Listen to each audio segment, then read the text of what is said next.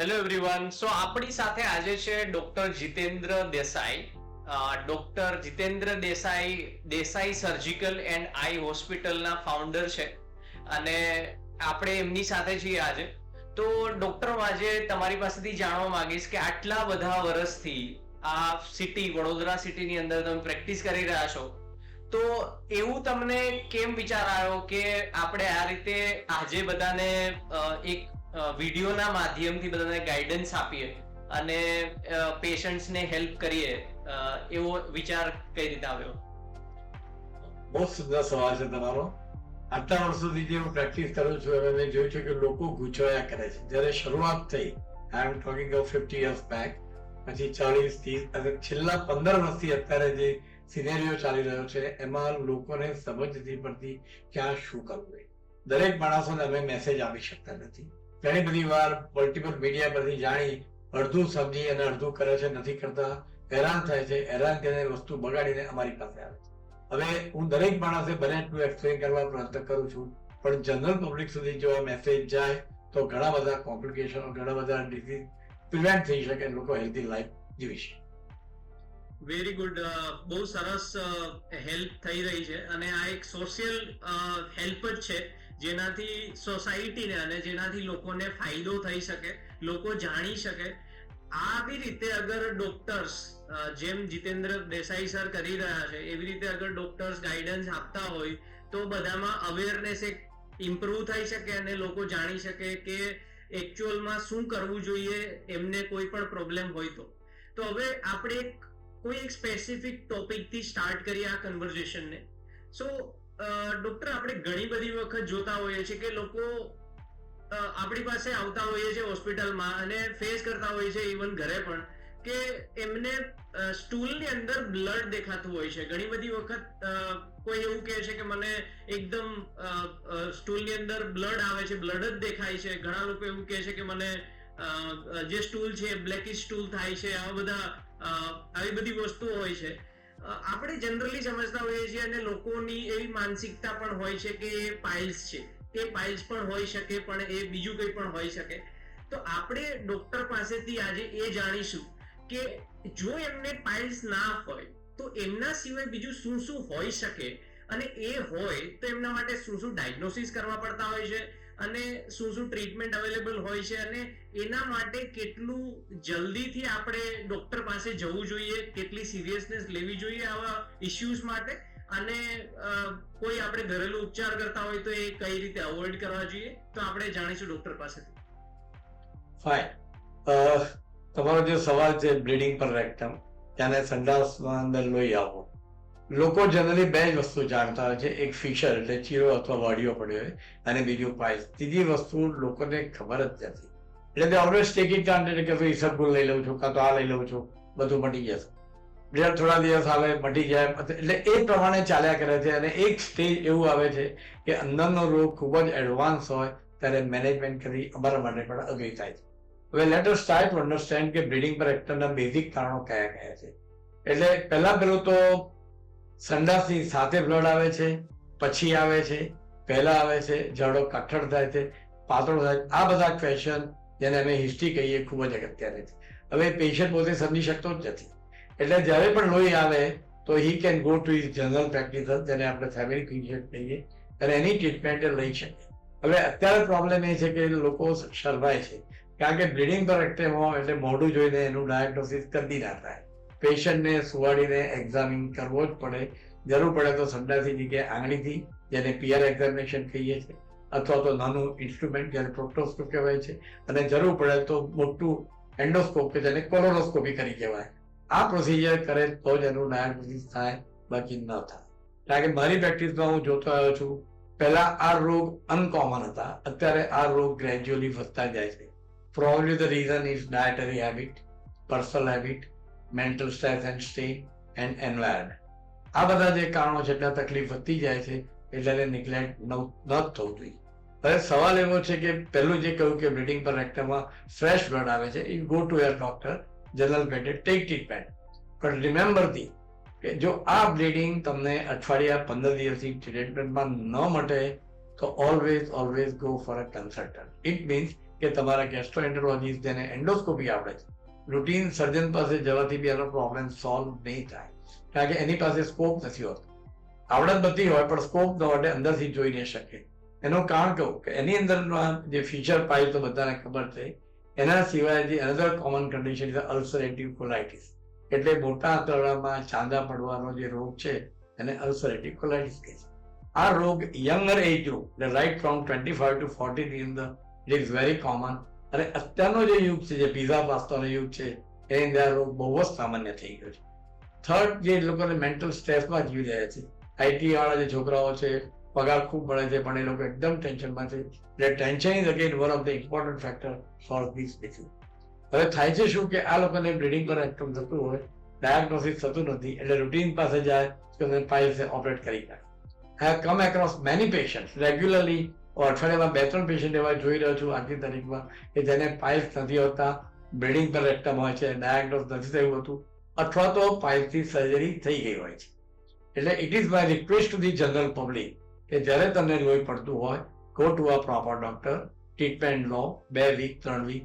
If you are not comfortable then always go to a GI surgeon who can do endoscopy and come to conclusion. બીજો જે અગત્યનો રોગ છે એ મેલિગ્નન્સી એટલે cancer. Cancer સાંભળીને ગભરાવાની જરૂર નથી, પણ again it is a very common disease, જેને ગાંઠ કહીએ અંદર અથવા ચાંદુ પડે. એની અંદર બી પેશન્ટની તકલીફ આ જ હોય છે, બ્લીડિંગ પર રેક્ટ. બ્લીડિંગ પર રેક્ટમ હોય, કોઈ વાર સ્ટૂલ કઠણ થાય, કોઈ વાર પાતળો થાય, પણ એની અંદર important point is the weight loss અને એનોરેક્સી, એટલે ભૂખ ઓછી થતી જાય, તમારું વજન ઘટતું જાય, બ્લીડિંગ હોય, તો always go to a consultant who can do colonoscopic examination. નહીં તો આ રોગ ડાયગ્નોસિસ નથી થતા.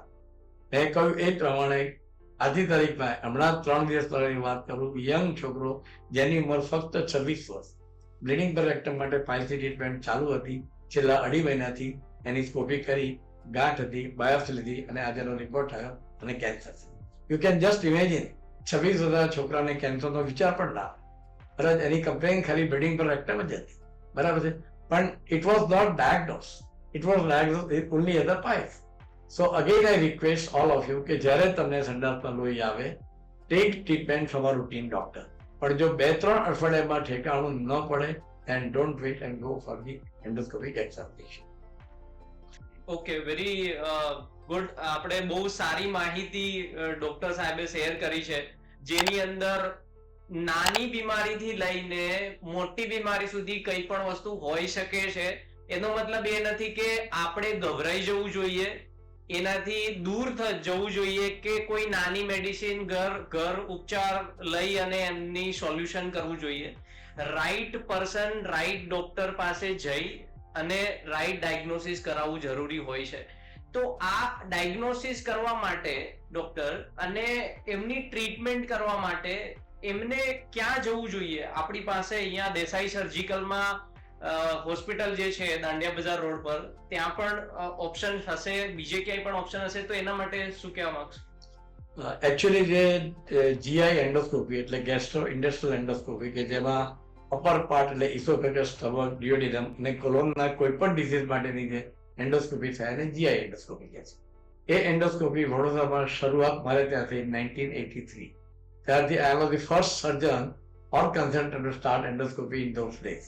I was doing all diagnostic and operative procedure through my endoscope, અને આ તારીખમાં લગભગ 1,20,000 ઉપર મારી એન્ડોસ્કોપી પૂરી થઈ છે. એટલે diagnosis wise, management wise there is no issue. ઘણા બધા અત્યારે કરે છે, એટલે there is no discussion, but you should go to a proper person who can give you a confirmed good diagnosis and management. Doctor પાસેથી હું એક શબ્દ સમજ્યો, હમણાં જ એમને કીધું કે મેનેજમેન્ટ. આપણે વાપરતા હોઈએ છીએ વર્ડ ડાયગ્નોસિસ, આપણે કહેતા હોઈએ છીએ ટ્રીટમેન્ટ થઈ ગઈ છે, ડાયગ્નોસિસ થઈ ગયું છે, પણ સરે એક વર્ડ યુઝ કર્યો છે મેનેજમેન્ટ. તો હું એમના પાસેથી સમજવા માંગીશ કે મેનેજમેન્ટ એટલે શું? મેનેજમેન્ટ તો કદાચ આઈટી કંપનીમાં યુઝ થતું હશે, પણ અહીંયા મેનેજમેન્ટ શું હોય છે? આ સવાલ તમારો એકચ્યુઅલી અમારા એક્ઝામિનરનો સવાલ છે, એટલા માટે કે management it's a very intelligent answer. Management means the diagnosis is the confirmation, then treatment, એટલે એને લગતા જે મેડિસિન આપીએ અથવા ઓપરેટિવ આપીએ એને ટ્રીટમેન્ટ કહીએ.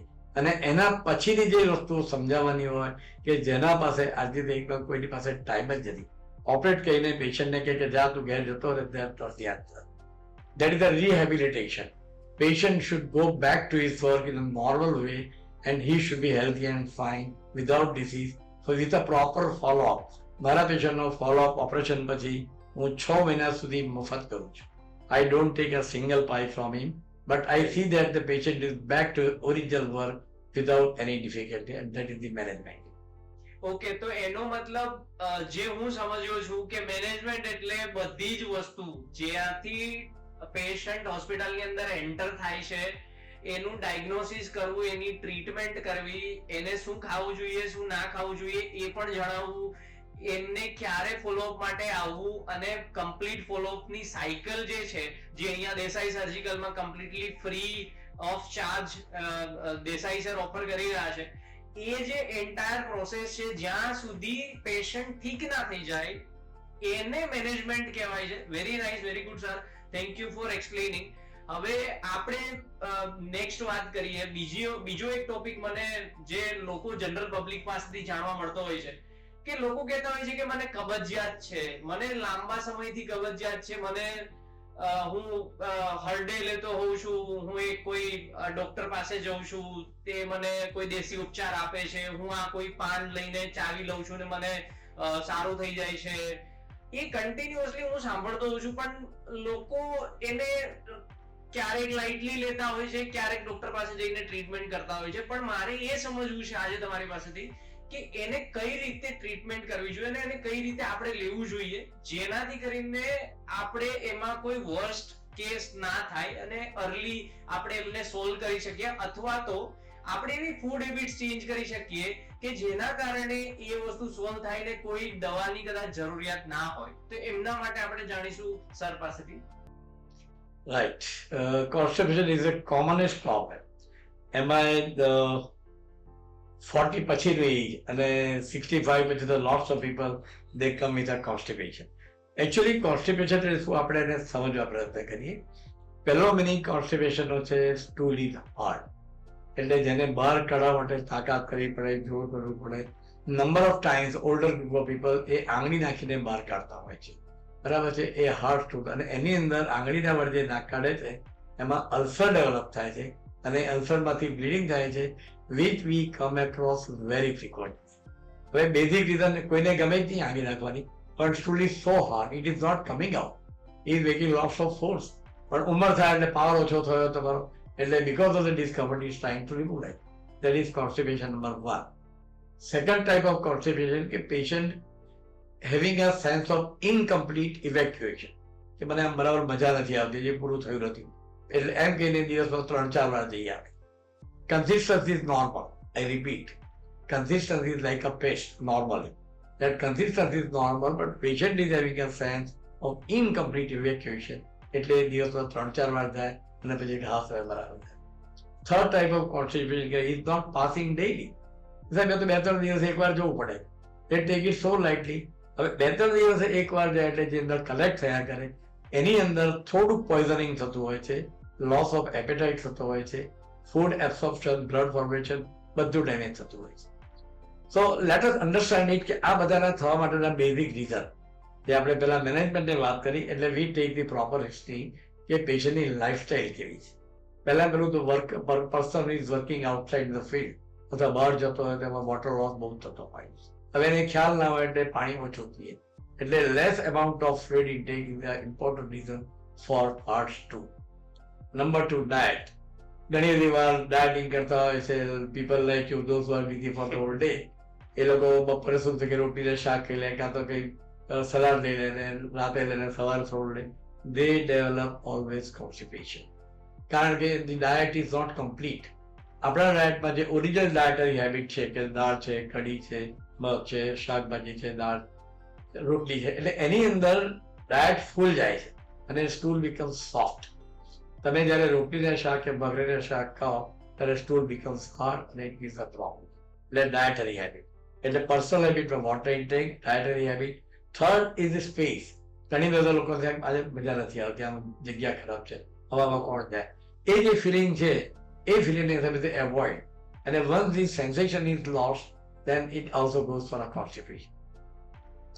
એના પછીનું અગત્યનું કારણ છે વિટામિન B12 અને D3 ડેફિશિયન્સી. એ બોડીમાં ઓછો હોય, those who are vegetarian એને તો ઓછા હોય. અત્યારે એસી ચાલે છે, ઘરમાં એસી, કારમાં એસી, ઓફિસમાં એસી. So there is no exposure to the sunlight. And if there is no exposure to the sunlight, the vitamin D3 is very less. The B12 D3 deficiency can also lead to a constipation. હવે સવાલ એવો આવે છે કે લોકો કહે છે સાહેબ અમે અઠવાડિયે એકવાર દિવેલ, કે મારા દાદા કહેતા હતા, દાદી કહેતા હતા દિવેલ બહુ સરસ. નો સર, દિવેલ લેવાથી જે ફેટ સોલ્યુબલ વાઇટામિન્સ હોય એટલે A, D, E અને K, these four are fat soluble vitamins, means they are dissolved in fatty food. So there is always a deficiency of these vitamins when you take castor oil. Isabgol is fine, it is safe, you can have it. બાકી આયુર્વેદિક દવાનું મારું knowledge નથી એના માટેનું, પણ I can rest assure કે એ બધી ગોળીઓ જુદી જગ્યાએ લોંગ સમય માટે જો લેવામાં આવે તો બોડીમાં નુકસાન કરે છે. અને આંતરડાનો જે મુવમેન્ટ છે એટલે અમારી ભાષામાં એને પેરિસ્ટાલ્ટિક મુવમેન્ટ કહેવાય, એ ઓછી થતી જાય છે અને એને લીધે કોન્સ્ટિપેશન થતું હોય છે. એટલે કોન્સ્ટિપેશન માટેની treatment in short, we need a detailed history. Second is a proper dietary habit. જે બાપ દાદાના વખતથી ચાલતી હતી કે સવારે નાસ્તો કરો, લંચ લો, ડિનર લો, full diet, lots of sweet. બરાબર છે. અત્યારે બધું ચાલે છે રફેજ લો અને ફાઈબર લો ને. See, I don't understand why to go for a fiber diet. Our routine diet is full of fiber. But we avoid that and we go for a artificial food. So in my opinion, if you take your regular diet, take plenty of fruit, you maintain your vitamins level, regular habits, so constipation can be avoided very well. Even though it persists, then you must make contact with the doctor. Why? Constipation થવા માટે ઘણીવાર અંદરના જે ગેંગ્લિયોન હોય છે એ week હોય તો પણ થઈ શકતું હોય, અથવા તો ઓલ્ડર ગ્રુપ ઓફમાં અંદર કોઈ ગાંઠ ડેવલપ થતી હોય તો ધીમે ધીમે કબજિયાત વધતી જાય. એટલે routine constipation and increasing constipation. Normal habit તમને લાગે હવે મને જુલાબની ગોળી 2 લેવી પડે છે, પછી 2 મહિના પછી 3 લેવી પડે છે, સ્ટૂલ હાર્ડ થાય છે, then always make contact with a gastrointestinal doctor, surgeon who is being best friend of. Okay, very nice. આપણને ખબર પડી કે કઈ રીતે જે આ છે એ થતું હોય છે અને એનું કઈ રીતે આપણે ટ્રીટમેન્ટ કરી શકાય અને શું શું વસ્તુ આપણે જોવાની રહે છે જો કોન્સ્ટિપેશન થતું હોય છે તો.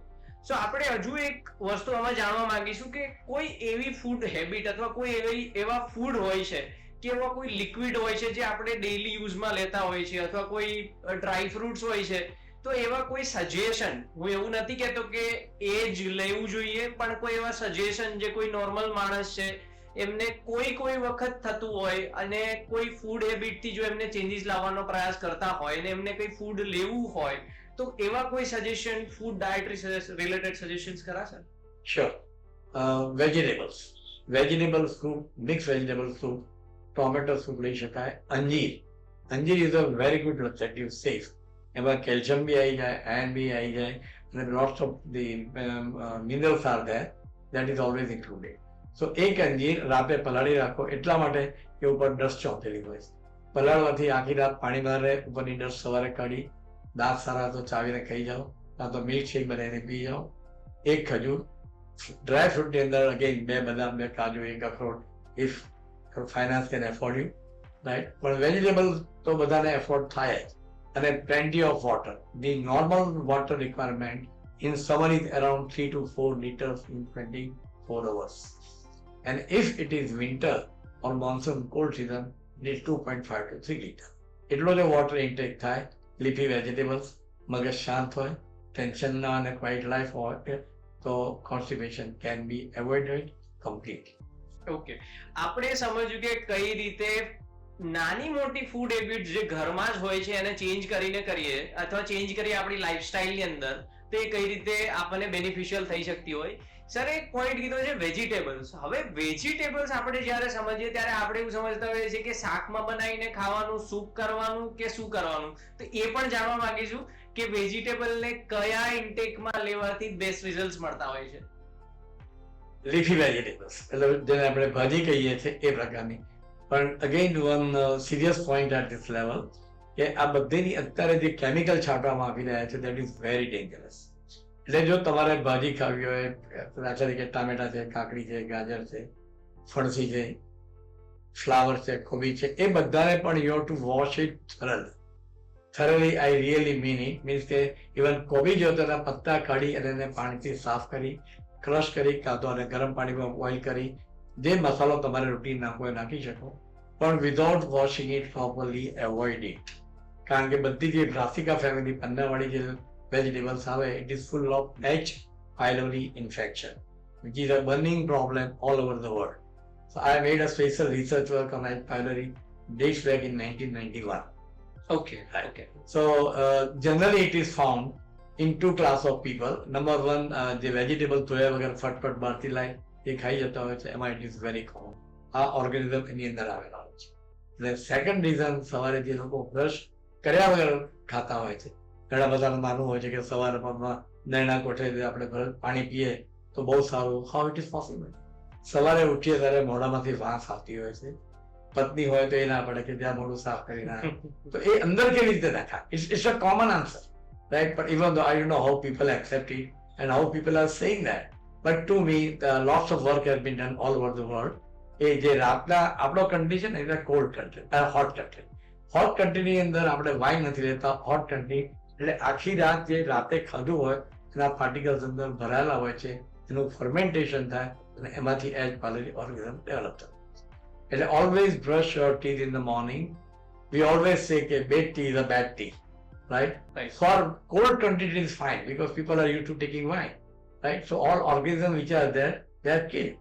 આપણા બધા અંદર જ બેઠા હોય છે સવારથી, અને આપણે અંદર નાખીએ, અને H. pylori ઇન્ફેક્શન સ્ટમકમાં લાગ્યા પછી it is very difficult to ઇરેડિકેટ. અત્યારે સરસ સરસ દવાઓ મળે છે, ઘણું બધું ક્યોર થાય છે, પણ it's a difficult problem. So it is better to avoid it. આટલી વસ્તુ જો ધ્યાનમાં. અને લાસ્ટ ઇમ્પોર્ટન્ટ પોઈન્ટ, જે બાપ દાદાના સમયમાં તાંબાના વાસણમાં જે પાણી પીતા હતા, ઇટ ઇઝ વેરી ઇમ્પોર્ટન્ટ. જે જતું રહ્યું, હવે સ્ટીલ અને પ્લાસ્ટિક આવી ગયા બધા, બરાબર છે, માટલા બંધ થઈ ગયા. તાંબાના ગળામાં જો તમે પાણી, difficult to answer on medical background, પણ this is what I observe, કે 12 કલાક એમાં પાણી ભરી રાખો. તમારે ઠંડુ પીવો તો you can put down the jug in a fridge and have it. 12 કલાક તાંબાના લોટામાં ભરેલું પાણી જો પીવામાં આવે તો ડેફિનેટલી એનાથી કોન્સ્ટિપેશન બી અવોઇડ થાય અને બીજા ઘણા બધા રોગ પ્રિવેન્ટ કરી છે. બહુ જ સરસ માહિતી આપી છે સરે આપણને આજે, જેનાથી ઘણો બધો ફાયદો થવાનો છે. તો તમને જો આ વિડીયો મળી રહ્યો છે અને તમે જો આ વિડીયો જોઈ રહ્યા છો અને તમારી આજુબાજુમાં કોઈને આવા પ્રોબ્લેમ છે, તો ડેફિનેટલી આ વિડીયોને શેર કરજો, જેમનાથી જેટલા બને એટલા વધારે લોકોને આપણે મદદ કરી શકીશું. હવે બીજો એક પ્રોબ્લેમ હું જનરલી જોતો હોઉં છું, હું ઘણી બધી જગ્યાએ જતો હોઉં છું અને ઘણા બધા લોકો મારી સાથે ટચમાં આવતા હોય છે, અને લોકોની એક કમ્પ્લેન હોય છે કે હું જમી લઉં છું ત્યારે મને જમ્યા પછી જે ફૂડ પાછું આવે છે મોઢામાં, મને જમ્યા પછી ઘણીવાર ખાટા ઓડકાર આવે છે, ખાટી એક લિક્વિડ મારા મોઢામાં આવે છે, અને જે ઇરિટેશન કરતું હોય છે. ઘણી બધી વખત એ જ વસ્તુ જે મોઢાના પાર્ટથી લઈને જે ઇસોફિગસ કહેવાય, અન્નળી કહેવાય, એની અંદર બર્નિંગ થતું હોય છે. તો એ કઈ રીતે થતું હોય છે અને એને શું કહેવાતું હોય છે મેડિકલ ટર્મ્સમાં, અને એમની ટ્રીટમેન્ટ શું છે, એ બધું આપણે સર પાસેથી સમજીશું. તમે જોઈ શકો છો કે સાગરભાઈ આટલા ડિટેલ ક્વેશ્ચન પૂછે તો પેશન્ટ સાથે અમારું શું થતું હશે. કારણ કે એ રેસ્ટોરન્ટ રાઈટ, અત્યારનો ધી કોમન પ્રોબ્લેમ છે તે GERD અને GERD કે છે. GERD એટલે ગેસ્ટ્રો ઇસોફેજિયલ રિફ્લક્સ ડિસીઝ. સ્ટમકમાંથી જે ખાધેલું બહાર આવે એને GERD કહીએ. In my practice, જે એન્ડોસ્કોપી કરું છું એમાં almost 25 to 30% patients are having GERD, અને all younger age by and large. હવે એ કેમ થાય? GERD થવાના reasons, there are many reasons. Let me put down in two different ways. First is the metabolic reason. Metabolic we take later on, but iatrogenic, આપણે પોતે create કરેલા problem, એ આપણે પહેલા વાત કરીએ. એટલે એની અંદર પહેલું જે આવે છે ઓવર ઇટિંગ. હોટલમાં જઈએ, મોંઘી ડીશ મંગાવી હોય, થાય ચલો ભૂખ લાગી છે, પતાવી દો, ફેંક્યા ખાઓ. એ જે ટેન્ડન્સી છે એમાં વી ગો ઓન ઇટિંગ. હવે stomach has got a fix capacity and let us understand the anatomy. Food pipe ઉપર વાલ હોય, નીચે વાલ આવે, પછી ઓજરી ચાલુ થાય સ્ટમક. એટલે એ બે ઇસોફેગસ અને સ્ટમકની વચ્ચે ભગવાનની વાલ આવતા, બહુ સરસ વાલ છે, એ બંધ રહેશે. ખાવાનું ખાઈએ ત્યારે વાલ ઓપન થાય, ખોરાક ઉધીરવા પડે એટલે વાલ બંધ થઈ જાય. That is the mechanism. ખાવાની સ્ટમક ફૂલ થાય પણ આગળ જવાનો જે વાલ હોય છે બંધ. હવે by over eating the stomach is stretched, અને સ્ટ્રેચ થાય એટલે જે વાલ જે ક્લોઝ થઈ તો બસ સિમ્પલ મિકેનિઝમ. એટલે ઓપન થાય એટલે ફૂડ વિલ કમ આઉટ. તમે મુવમેન્ટ કરો, જરા જોરથી વાત કરો, પેટ દબાય, સુઈ જાઓ, પડકે સુવું એટલે it has to come out. એટલે first problem is over eating. So please keep in mind કે keep your stomach 15 to 20% empty. So GRD, if it is because of that, it will be avoided. Second important point, taking habit of excessive water while taking food. જમતી વખતે લોકો 2 લોટા ભરીને પાણી પી જાય. ઘણા સવારના પરમાં ઉઠીને કે મારે 2 લોટા પાણી પીવું તો જ મને આમ જરા કોલ આવે તો કે no sir, God has not made this mechanism. ઉપરવાળા વર્ષોથી એક જ મોડલ બનાવે છે, એમાં કોઈ ચેન્જ થયો નથી. એટલે we cannot ask God to change his mechanism as per our desire. એટલે પાણી જમતી વખતે ઓછા ઓછું, બરાબર છે. જમતી વખતે અને જમ્યા પછી અડધો કલાક સુધી you can take half glass of water, not beyond it. અડધો કલાક પછી તમારે જેટલી ઈચ્છા હોય લેશો. The reason is that by taking more amount of water, the digestive enzymes are diluted. અને સ્ટમક તમે પેટ ભરીને ખાધું અને પાણીના માટે ફૂલી જાય. Same mechanism again works.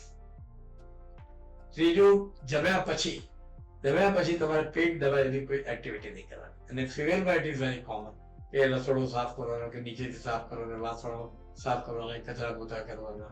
Avoid this for at least 2 hours after food. In males also people are walking. If I'm to જમવાથી અડધો કલાક ચાલવા દેવું છે. No sir, it is wrong. Why? I am giving you a scientific answer. કે જમ્યા પછી ખોરાક પચાવવા માટે એને વધારે amount of blood ની જરૂર છે. એટલે blood has to go more towards stomach. એટલે stomach circulation automatically increase અને brain ના circulation down થાય. એટલે ખ્યાલ હતો જમ્યા પછી આપણને જે ઊંઘ આવે છે, the reason is that. હવે એની જગ્યાએ તમે ચાલવાનું કરો એટલે the more amount of blood is going towards legs because it's working. You are walking. So when the blood amount circulation is more to the lower limb, his leg, it is going less to the stomach and digestion becomes weak automatically. So ચાલુ હોય તો જમતા પહેલા ચાલી લો, કાં તો જમવાના 2-3 કલાક પછી ચાલો. The third point, diabetes. આ મેં કોમન કરી હવે ડીસીની વાત કરી હતી આપણે. ડાયાબિટીસ વાળાને જે છે એ વાલ થોડો automatic because of the disease ખુલતો હોય છે. એના પછીનું રીઝન ઇઝ એનિમિયા, જેનું હિમોગ્લોબિન ઓછું રચ્યું હોય એને openness. Third reason is hypothyroidism. Thyroid જે લોકોનું વીક હોય એ લોકોનો વાલ ખુલ્લો જાય છે. Fourth is hypoproteinaemia. Protein level basically જ્યાં ઓછું હોય ત્યાં વાલ એક ખુલ્લો જ રહેતો હોય છે. Fifth is obese people, fat. Because of that, the valve doesn't get closed completely, remains open. એટલે excessive fat, excessive weight અને આ બાકીની જે વસ્તુઓ કહી એની અંદર valve opened up because of the disease. So in that case, GRD can be corrected only by treating the disease first. Otherwise, GRD cannot be corrected. એના પછીનું જે કોમન છે જે અત્યારે ચાલી રહ્યું છે હાર્ટ અસરનિયા. હાર્ટ અસરનિયા આપણે લોકો ભરાઈ જાય છે, હવે શું છે? ઓપરેશન કરવા પડશે? No sir, it is not required. Till today, I say the amount, અત્યાર સુધીમાં મારા ફક્ત 5 જ પેશન્ટને હાર્ટ સર્નિયાવાળાને ઓપરેશનની જરૂર પડી છે. The reason is that I am giving the answer. હાર્ટ સર્નિયા એટલે સ્ટમકનો પાર્ટ જે ડાયાફ્રામ એટલે ઉદર પટ્ટીની નીચે હોય છે એ ખસીને ઉપર આવે, એને હાર્ટ સર્નિયા કહેવાય. એની અંદર personal habit, dietary habit, any way of living life A correct કરો એટલે there is a specific line of treatment. એ જો આપવામાં આવે તો this can be prevented very well. અને એક ડિક્ટમ ફિક્સ છે કે જો તમે આ ટ્રીટમેન્ટ આપો અને 2 વર્ષ સુધી પેશન્ટને તકલીફ ચાલુ રહે, અલ્સરેશન થાય, વોમિટિંગ થાય, કોકવાર બ્લડ આવે, then he needs surgery through laparoscope which is done at my place. Otherwise it is not required. એટલે હાર્ટ અસરની આજે લોકો અમારી પાસે હશે તો હાર્ટ અસર ત્યાં થઈ હવે શું થશે? Don't get excited, don't get panic. It is a common condition. If you manage it properly, operation can be avoided. So these are the things where the GRD happen. And the last point I said, આવા લોકોએ બને ત્યાં સુધી ઊંધા નહીં સુઈ જવું. આપણે આ બધું જ સમજ્યા ડોક્ટર જીતેન્દ્ર દેસાઈ પાસેથી. Thank you very much sir for explaining everything in detail. our audience will definitely share this video to whoever they want to, કે જેમને આવા પ્રોબ્લેમ્સ જનરલી હોય છે અથવા એ લોકો સમજવા માંગતા હોય છે. અને હું એક વાત કહેવા માંગીશ કે જે અહીંયા આપણે બેઠા છીએ જે જગ્યાએ આજે દેસાઈ સર્જિકલ હોસ્પિટલ જે દાંડિયા બજાર રોડ પર છે રાવપુરામાં, ત્યાં 24 કલાક ઓપન હોય છે અને તમે ગમે ત્યારે આવીને કોઈ પણ આમાંથી જે આપણે ટોપિકમાં વાત કરીએ એના માટે કન્સલ્ટેશન બુક કરી શકો છો, પ્રાયર અપોઇન્ટમેન્ટ લઈ શકો છો. અને જે મંડે ટુ ફ્રાઈડે ઓપન હોય છે અને પ્રાયર અપોઇન્ટમેન્ટથી તમે એક કન્સલ્ટેશન લઈ શકો છો અને ડોક્ટર પાસેથી સમજી શકો છો કે શું કરવું જોઈએ અને શું ના કરવું જોઈએ.